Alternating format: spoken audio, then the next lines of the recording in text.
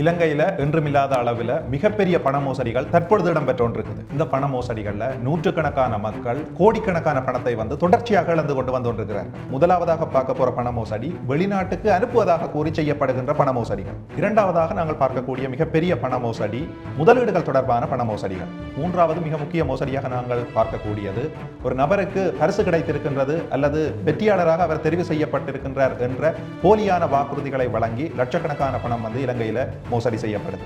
இலங்கையில் இடம்பெற்றிருக்கின்ற அடுத்த மிகப்பெரிய பண மோசடி எலக்ட்ரானிக் கார்ட்ஸ் அல்லது ஏடிஎம் கார்ட்ஸ் தொடர்பான பண மோசடிகள். பண மோசடிகளை தடுப்பதற்கு மக்கள் என்ன செய்ய முடியும் என்று நாங்கள் பார்க்கின்ற போது உண்மையில மக்கள் பண கொடுக்கல் வாங்கல்களை சட்ட ரீதியான கொடுக்கல் வாங்கல்களாக செய்ய தொடங்க வேண்டும். பண மோசடிகளை தவிர்க்கக்கூடிய இரண்டாவது ஒரு முறையாக நாங்கள் பார்க்கக்கூடியது எங்களுடைய கொடுக்கல் வாங்கல்களை வங்கி கணக்கூடாக செய்வது. அடுத்ததாக வகையான பண மோசடிகளில் பாதிக்கப்பட்ட நபர்களுக்கான நிவாரணங்கள் தொடர்பாக நாங்கள் பார்க்கின்ற போது அடிப்படையில் பாதிக்கப்பட்ட நபர்கள் போலீஸ் நிலையத்தில் ஒரு நேர்த்தியான முறைப்பாடு ஒன்றை செய்ய வேண்டும்.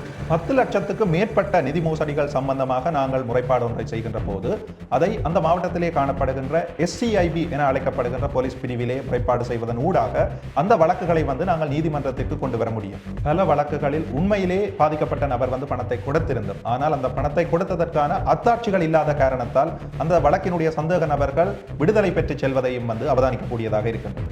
அந்த அடிப்படையில் எப்பொழுதும் நீங்கள் ஒரு பண கொடுக்கல் வாங்கலை செய்கின்ற போது வங்கி ஊடாக அந்த பண கொடுக்கல் வாங்கல்களை செய்தால் அதை நீதிமன்றிலும் நிரூபிக்கக்கூடியதாக இருக்கும். இறுதியாக இந்த பண கொடுக்கல் வாங்கல்கள் பண மோசடிகள் தொடர்பான பிணக்குகளை பார்க்கின்ற போது எப்பொழுதும் ஒரு பாதிக்கப்பட்ட நபர் முறைப்பாடு செய்து நீதி பெற்றுக் கொள்வதை விட அந்த பாதிப்பிலிருந்து முன்னரே தன்னை பாதுகாத்துக் கொண்டு விழிப்புணர்வாக இருந்து அந்த பாதிப்பு தனக்கு ஏற்படாமல் பாதுகாத்துக் கொள்ளக்கூடிய நபராக இருப்பது சாலச் சிறந்தது.